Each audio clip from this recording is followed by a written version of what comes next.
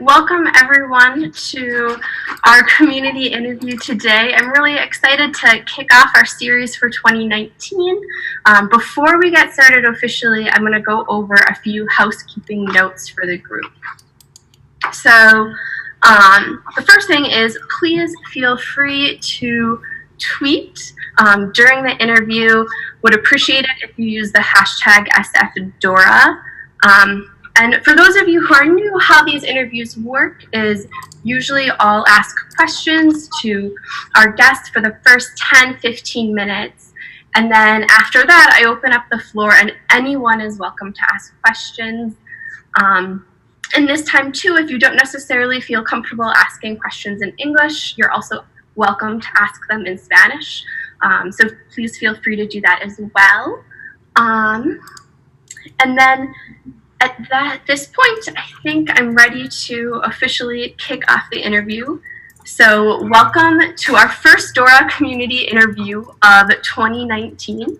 I am Anna Hatch, the community manager for DORA, which stands for the Declaration on Research Assessment, if you're not familiar. So our community interview series are really meant to provide a space to discuss innovation in research assessment. And our goal is to help each other through these conversations and to learn how we can start creating effective change in our own local communities.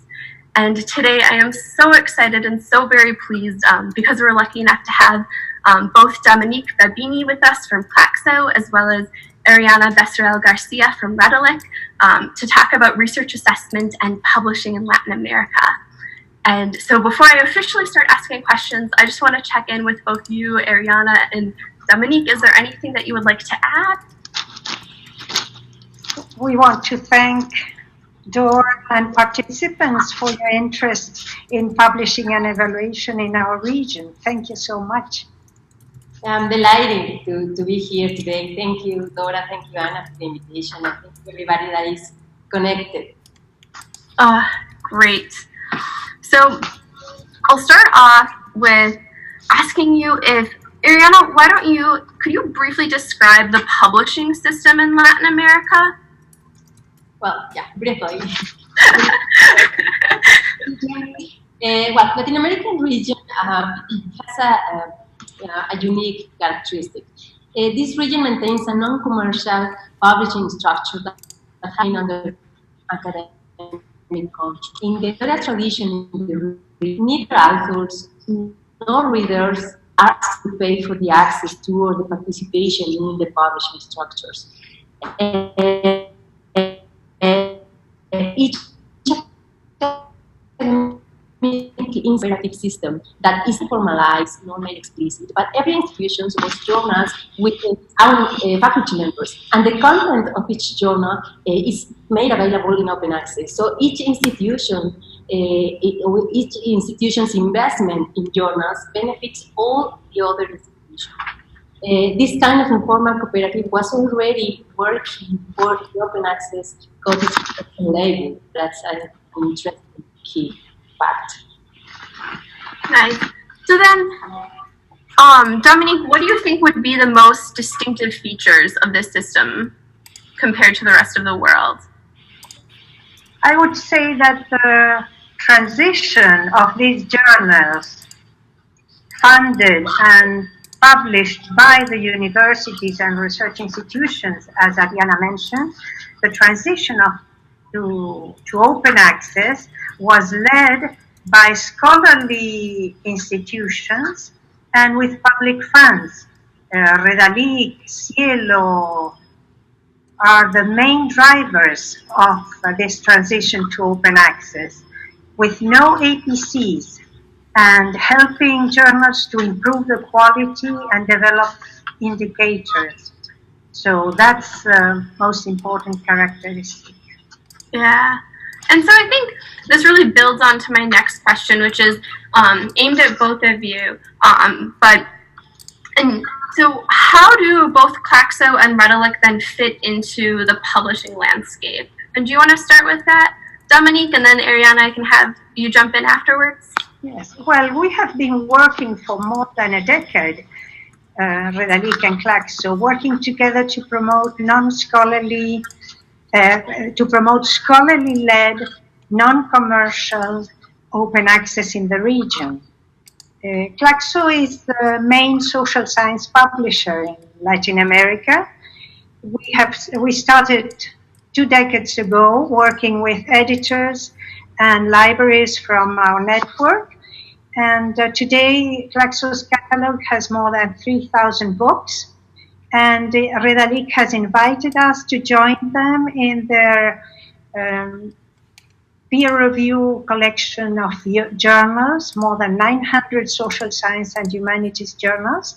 And now they had invited us to join them in AmeliCA, which is a program led by Arianna, and to strengthen open access publishing and indicators in universities. Nice. Well, I could describe Latin American ecosystem more or less as a structure composed by different layers. On the base, it is supported by hundreds of university presses. Then platforms like CLACSO, as Dominique said, and Redalyc provide journals with a set of added value features and services that in other parts of the world are provided by commercial publishers. For example, in the case of Redalyc, Redalyc provides journals with technology to get XML typesetting under IATS standard. And through this work, journals get automatically the PDF, HTML, and EPUB file formats for the articles. It also provides novel mechanisms to increase journals' visibility and discoverability, services of interoperability, search engine optimization, metrics, usage tracking, etc. So Redalyc contributes, and CLACSO, to the publishing landscape by performing tasks that complement efforts from the academic institutions. Yeah. So then, sort of transitioning now back into the research assessment side of things, then what are the factors that govern career enhancement of researchers in Latin America? Do you want to take a stab at this first, Dominique?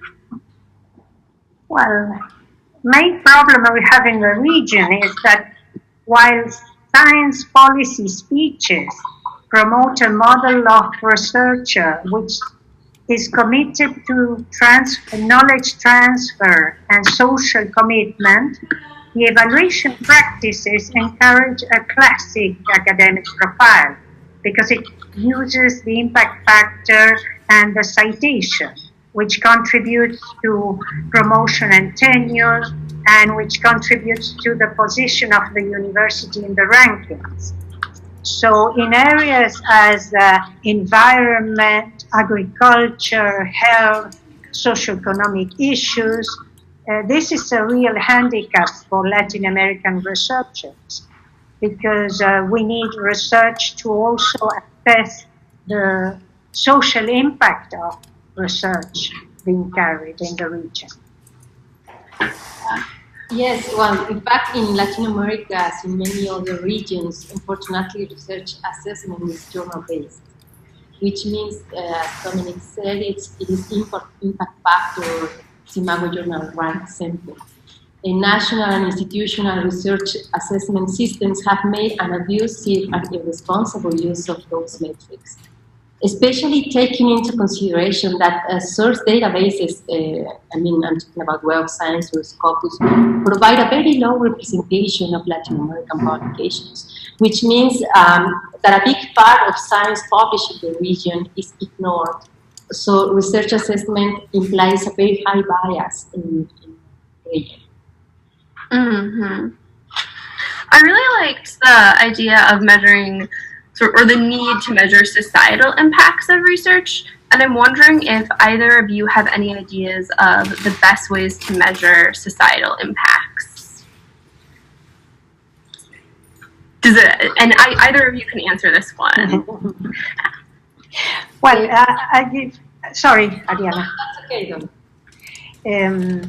In the case of CLACSO, when it started its program, CILEU, a program to assess graduate and undergraduate social science university courses in the region, it developed other indicators which related to the circulation of critical knowledge produced in Latin America, the circulation within the bibliography of the courses, and also the detection and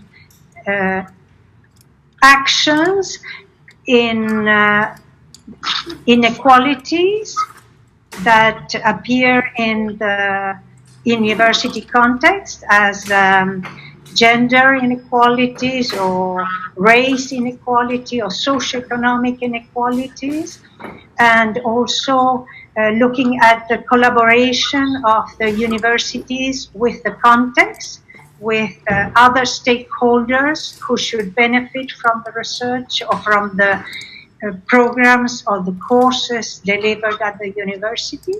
So it's only an example, and another example is all activities promoted by CLACSO have to have as gives priority to activities where we have participants which are non-academics. I mean stakeholders which are related to the subject of research. Nice. Arianna, did you have anything to add? Yes, Dominique mentioned before that Redalyc and CLACSO recently launched a program that is called AmeliCA, an open knowledge South.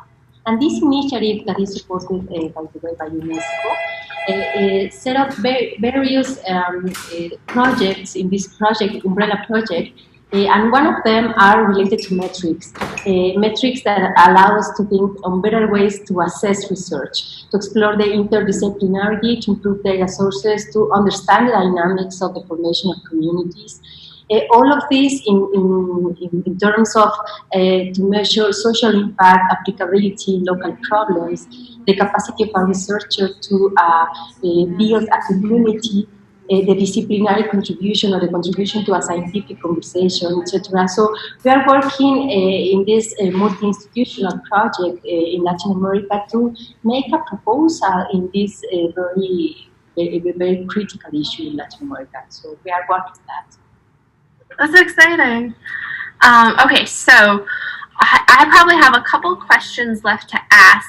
So I invite everyone else who's here listening to start asking questions in the chat feature, and we'll start getting to those soon, but please start writing them down. Okay, so one of the other big questions that I wanted to ask both of you was so both of your institutions have signed DORA, and I'm curious to know if signing DORA has led to behavior change or how you're starting to see changes within your own organization. Do you want to start with that, Dominique? Well, the first change for CLACSO when we signed was starting recommending our member institutes and journals to sign DORA as a way to promote an evaluation review within our region. We have to remember that our region is the most unequal region in the world, so we need a serious review of the evaluation process to see that we reward and we assess research which deals with local problems and needs in this region. Mm-hmm. Well, within the past 15 years, we have witnessed from Redalyc a decline in the academic and open nature of the environment we were describing before. Among other facts, many research evaluation systems at national and institutional levels have been transformed in the case of Mexico and Colombia, instead of assessing publication and researchers with custom strategies. So at Redalyc, we celebrated DORA declaration. We definitely shared DORA's vision. And we believe that to accelerate meaningful change, journals and publishing platforms should lead by example. So for that reason, Redalyc not only signed DORA as an organization, but also added one mandatory element to our journal's selection criteria that explicitly requires signing DORA. And as a result of this strategy, currently we have received more than 500 journal editors. Maybe you, Anna, could update this after this, but we have received almost 550 DORA editors signatures to DORA from Brazil, Mexico, Colombia, Argentina, Chile, Costa Rica, and more. So we are very happy to have encouraged editors in the discussion among those editors. Okay, I see some, and so one is wondering if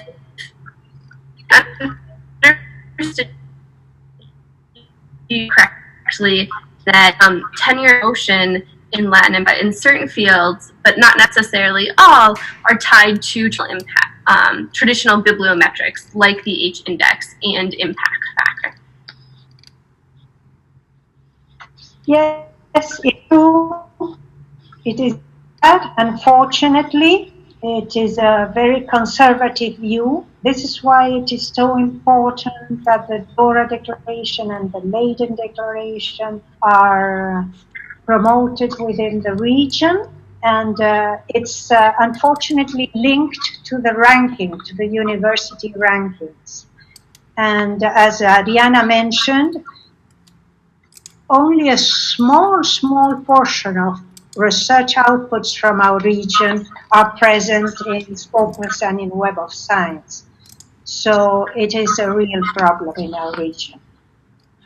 Yeah, and then, so I'm going to jump down to one question for both of you.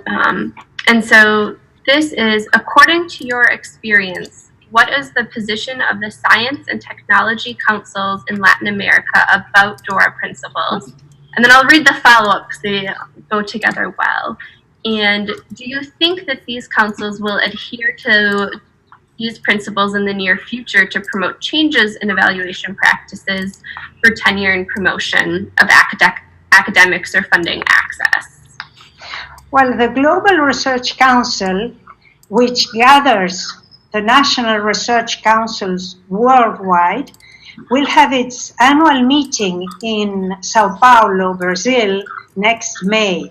So we hope that DORA be present at that meeting because we know that Plan S, the European proposal, which we are critic about, will be there presenting. So we hope that DORA will be there presenting to support a review of the evaluation process.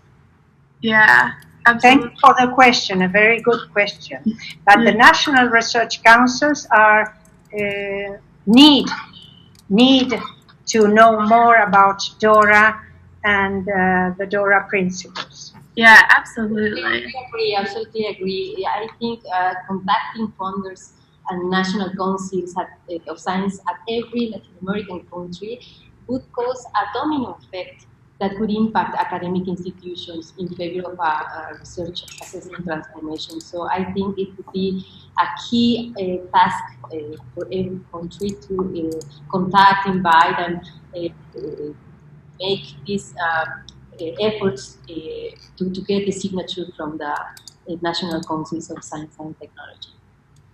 Nice. Okay, and then so another question we have is looking about what can be done at the department level to promote better impact assessment systems. Do you want to take that one, Arianna? Well, yes, it's something that sometimes needs about research assessment is the separation, taking different areas a different research evaluation system. I mean, social sciences and humanities have its own ways of interact, ways of publishing, different formats, different kinds of discourse, and in the case of sciences, it's different. So maybe we can just start by taking this discipline into consideration in different ways. Mm-hmm. And then, okay, and I think I can take the next question. And so this one was, someone recently went to Chile to talk about research assessment and DORA, and they were surprised that not many scientists knew about the initiative, and is there a plan to talk and discuss DORA more aggressively in Chile and other Latin American countries? And the answer to that is yes, absolutely yes. And so one of our advisory board members, Christian Gonzalez, is from Chile and working very hard to spread news and updates about research assessment reform and DORA there. And I hope to that will spread further. And I'm hoping to plan a trip there soon. So DORA might be more active there in July.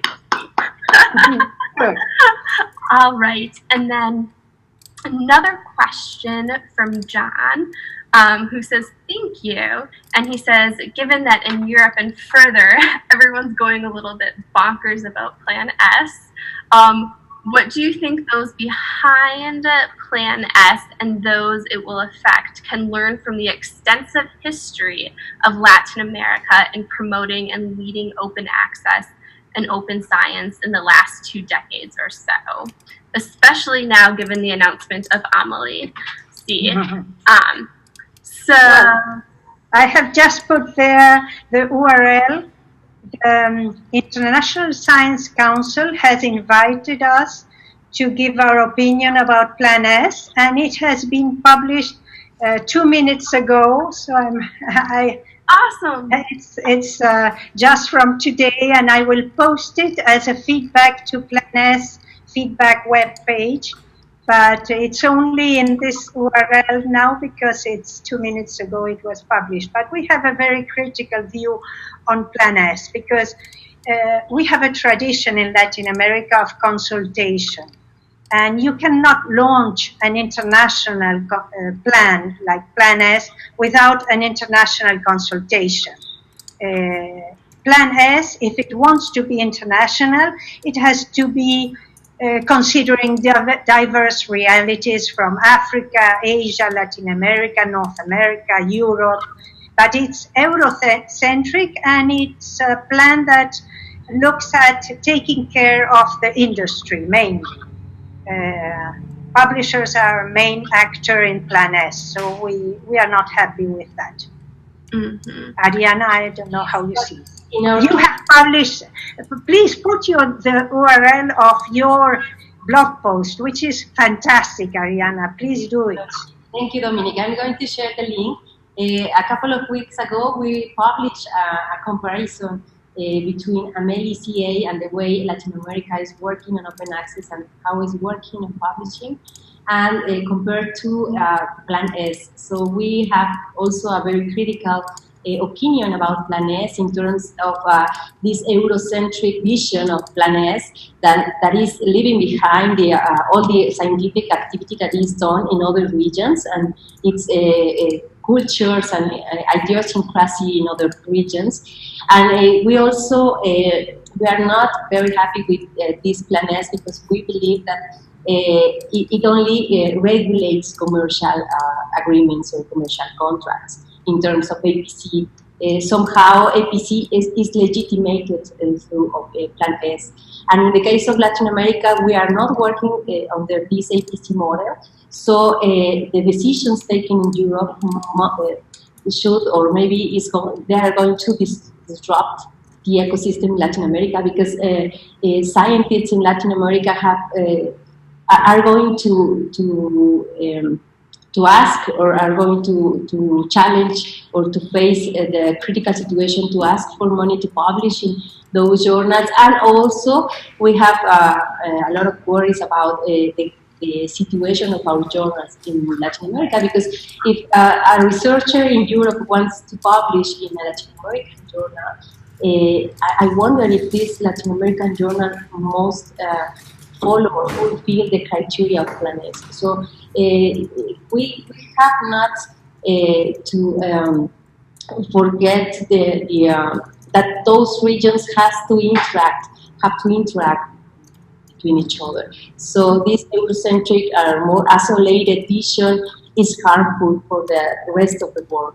So we believe open access to science deserves a global conversation, and research assessment, as DORA is doing, deserves this global conversation. So we really thank DORA because of to cause this global conversation. But I think Plan S should consider that the decisions made in Europe could affect other regions.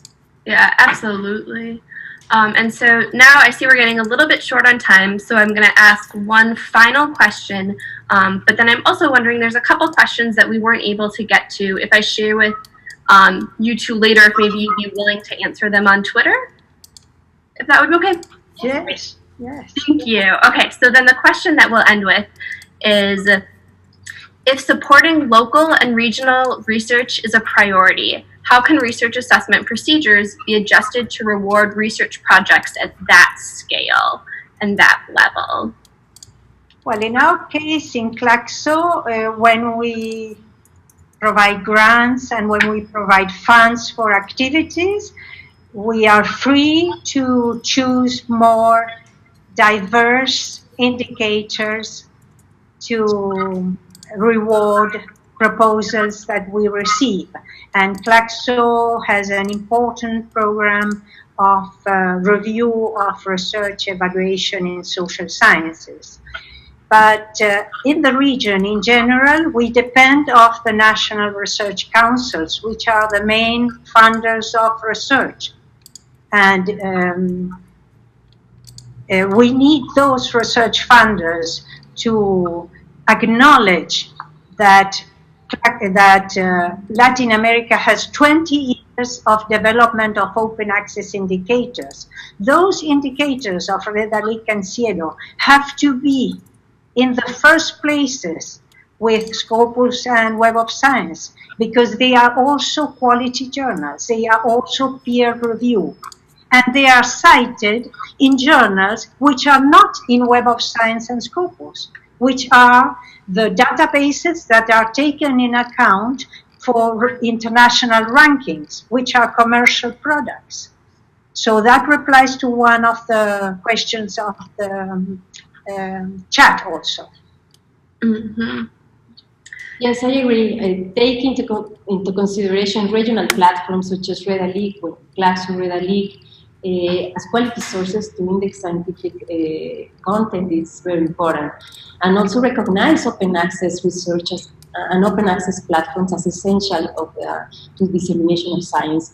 Research assessment systems must recognize that open access is doing difference in Latin America. Great. Thank you guys so much for your thoughts. And so with that, I'm going to end the conversation here because we're rapidly running out of time. But I'll take all of the questions that we haven't answered yet and share them with Arianna and Dominique, who have graciously agreed to answer them on Twitter. So if you look for that later today using the hashtag #AskDora, you'll be able to find them.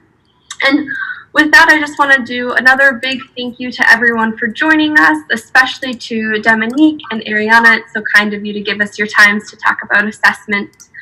The audio and summary will be made available on the DORA blog in approximately a week. And so if you've registered on Eventbrite, I'll send that back out through there so you can share it with your friends and colleagues. And then a next note is that our next interview will take place in April with Peter Semerson of the Federation for Humanities and Social Sciences in Canada. And he's going to talk about a report that he helped create about improving assessment in the humanities and social sciences. And with that, I would like to say thank you very much, and we'll see you next time. Bye. Bye. Bye-bye.